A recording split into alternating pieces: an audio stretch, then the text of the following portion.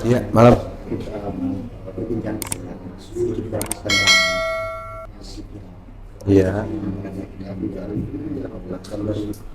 belakangan ini tersebar rekaman orang yang bicara dari terhadap Allah.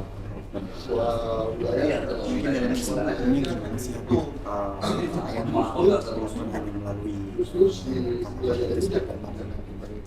Ya, bismillahirrahmanirrahim. Jadi pada prinsipnya ya, pernikahan itu kan adalah suatu pekerjaan yang dinisbatkan menjadi sunatullah tuh. Jadi pekerjaan Tuhan gitu kan. Sehingga bercerai sendiri juga menjadi satu pekerjaan yang dia boleh, tapi sesuatu hal yang dibenci pada prinsipnya gitu. Nah, mengingat kepada sesuatu hal yang viral hari ini di kita, memang sedikit menarik. Kenapa? Karena posisinya di Indonesia itu terjadi degradasi terhadap wilayah privat dan wilayah umum, walaupun sengketa yang bermasalah juga adalah melibatkan tokoh publik gitu, seperti artis dan lain sebagainya. Kalau ditanya bagaimana persoalannya, kemudian apakah itu perzinahan, apakah itu perselingkuhan dan lain sebagainya, sebetulnya banyaklah hal-hal yang seperti itu bisa dijelaskan oleh orang-orang yang lebih punya kompetensi gitu untuk menjelaskan tentang boleh atau tidak, halal atau haram gitu. Cuman saya ingin menyikapi satu hal saja. Kenapa sih di pengadilan agama itu sidangnya itu tertutup? Berarti kan itu sebetulnya wilayah privat. Nah, artinya hanya in person, penggugat dengan tergugat atau pemohon dengan termohon talak saja yang mengkonsumsi persoalan internal itu. Dan kalau ditanya lagi lebih spesifik, apakah pengadilan agama punya kewenangan untuk menceraikan? Tidak, itu hanya tempat untuk mencatat.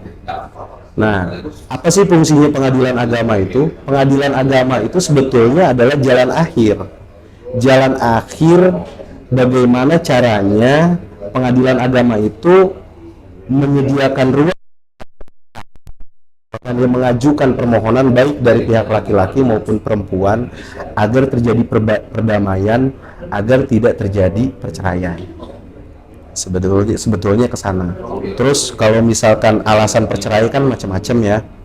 Ada terkait dengan nafkah, ada sigot taklid, itu kan 6 bulan tidak dinafkahi secara berturut-turut dan lain sebagainya. Itu juga tercatat semua dalam kompilasi hukum Islam. Hanya kalau bicaranya tentang perselingkuhan dalam tanda petik berzina, kita Islam itu kan punya kacamata yang cukup berbeda. Contoh yang paling dasar dan paling berat itu kan hukumannya kalau kita menginjak kepada zaman Nabi terlebih yang dahulunya kan itu sampai rajam.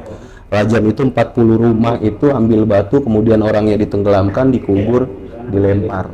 Dan biasanya orang yang dirajam itu jarang selamat, pasti kan meninggal dunia. Nah, dengan hukuman seberat itu, maka ada prasyarat dan rukun yang harus dipenuhi oleh orang yang menuduhkan, yaitu apa? Harus adanya saksi.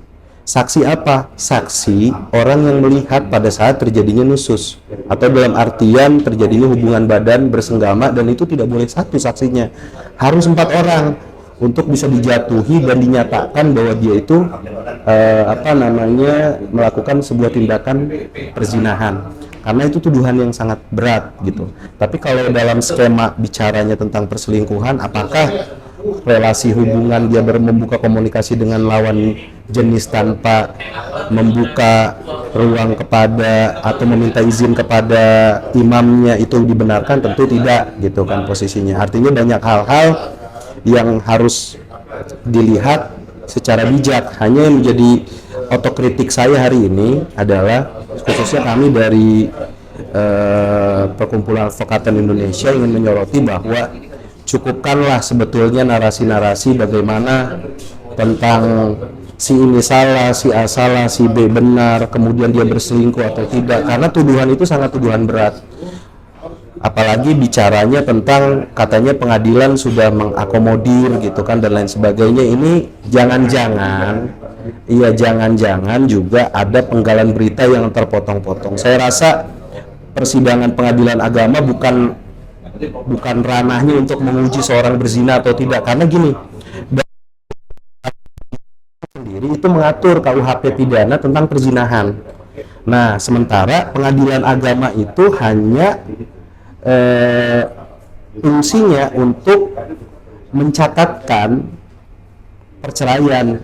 Jadi kalau orang mengajukan permohonan perceraian, maka secara otomatis pengadilan agama punya fungsi. Apa fungsinya? Yaitu untuk mencatatkan itu. Dan fungsi pengadilan agama itu bukan menceraikan, tapi fungsi pengadilan agama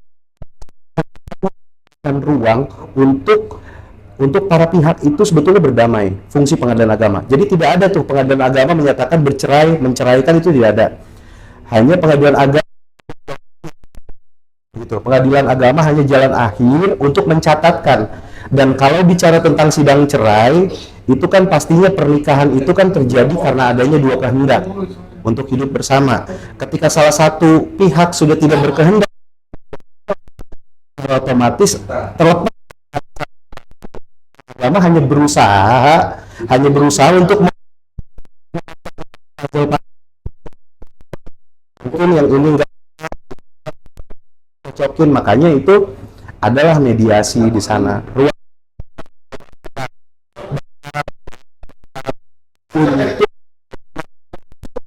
Nah, oleh artis hari ini, tokoh publik, ya sidang ditutup, dibuka, berita yang ada di dalam pengadilan tersebar media sosial, dan itu pasti dilakukan oleh salah satu pihak dan oknum-oknum yang tidak bertanggung jawab. Tentunya kami hari ini berkomentar kursus yang lebih baik gitu. Karena apa? Biarlah menjadi ranah privat, karena itu bukan diskursus yang akan menyegarkan suplemen akal pikiran kita gitu. Tapi bicara soal hukum Islam ya, bagaimana sih tanggung jawab yang harus dilakukan suami kedepannya setelah bercerai? Kalau suami sederhana, sebetulnya di Islam ada beberapa hal. Pertama adalah ketika suami menjatuhkan talak, maka dia punya beban kewajiban, yaitu pertama adalah nafkah iddah, kedua nafkah mutah. Nah, jadi dua nafkah itu harus dipenuhi. Nah, yang menjadi persoalan kan apakah hal tersebut diakomodir atau tidak pada saat para pihak itu mengajukan permohonan dan jawab dijawab daripada proses persidangannya gitu. Jadi ada dugaan diakomodir sama pemegang saham. Saya belum baca putusannya, jadi saya nggak begitu tahu gitu. Lalu mungkin hak-hak Paula yang udah terbukti berselingkuh gitu. Saya bukan membela dia terbukti berselingkuh atau tidak.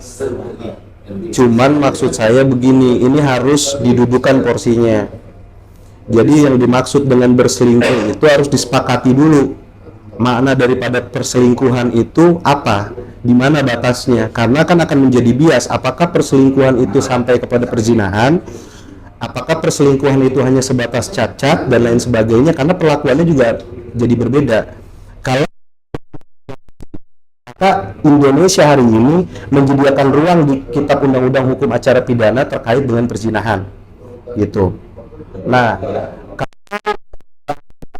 perselingkuhan itu adalah terjadinya komunikasi tanpa sepengetahuan daripada suami yang menimbulkan kecemburuan dan lain sebagainya, sehingga menentukan talak, gitu. Itu beda lagi ceritanya, gitu. Maka ini perselingkuhannya yang seperti apa.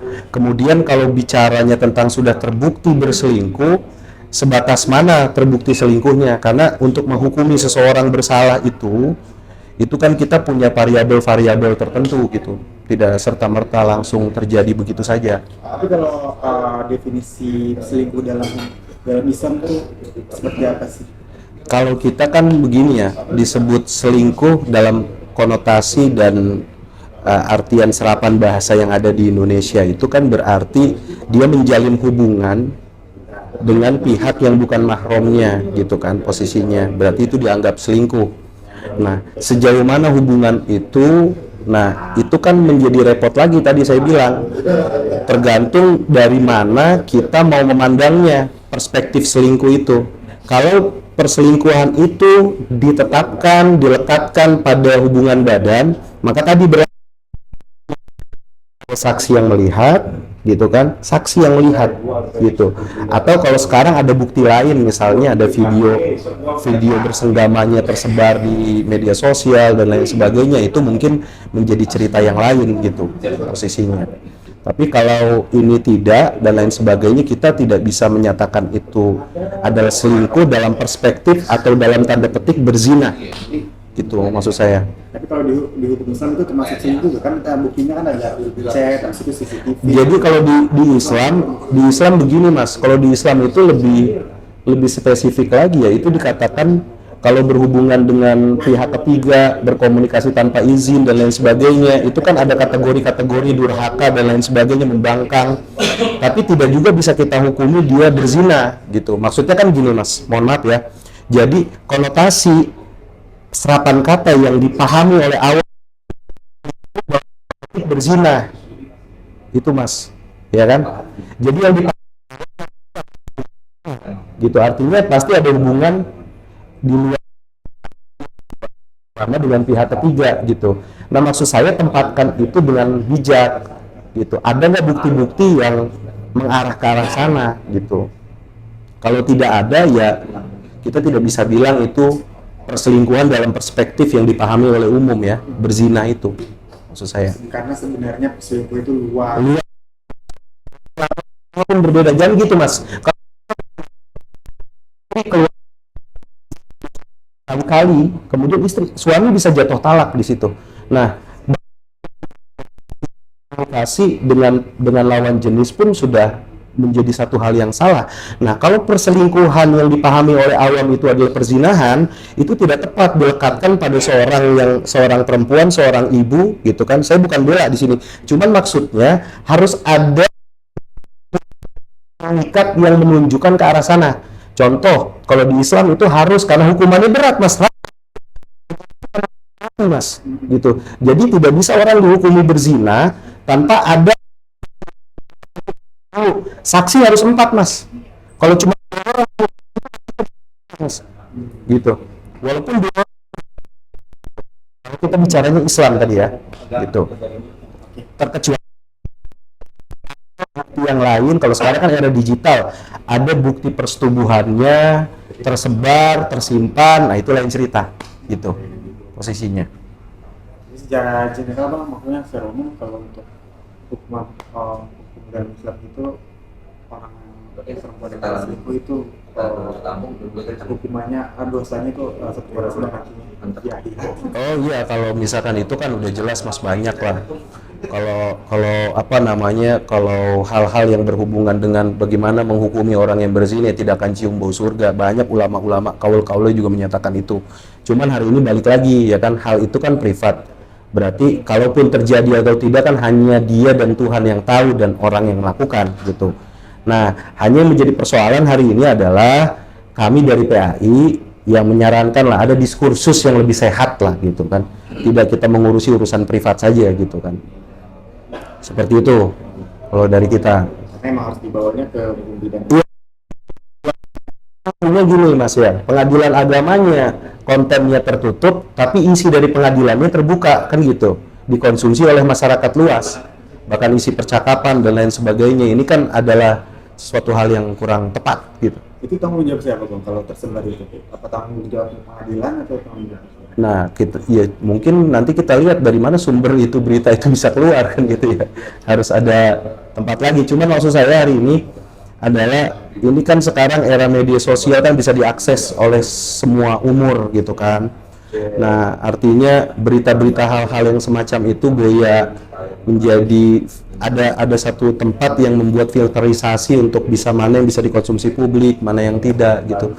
Walaupun memang itu apa namanya hal-hal yang memang paling digemari oleh masyarakat kita gitu kan ya, ngepoin kehidupan pribadi orang.